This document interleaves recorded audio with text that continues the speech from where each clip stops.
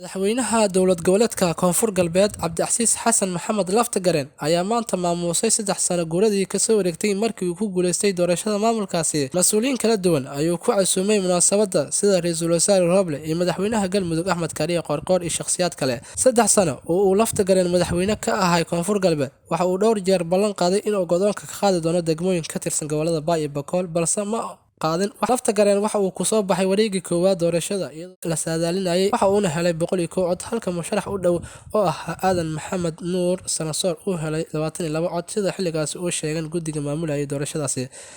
Madaxweynaha Koonfur Galbeed ayaa soo saaray senatoro xildhibaano codadkooda u ballan qaaday madaxweyne Farmaajo oo gacan weyn ka geystay inuu helo kursiga uu ku fadhiyo Laftagareen ma qirin in doorashadiisu dhiig loo daadiyay kadib markii Baydhabo lagu xiray Mukhtaar Robow oo qaatay shahaadada musharaxnimo ee sida awoodda leh ciidanka Itoobiya ugu soo qaadeen Koonfur Galbeed. Maxamed Muxudiin Abuukar, Jowhar.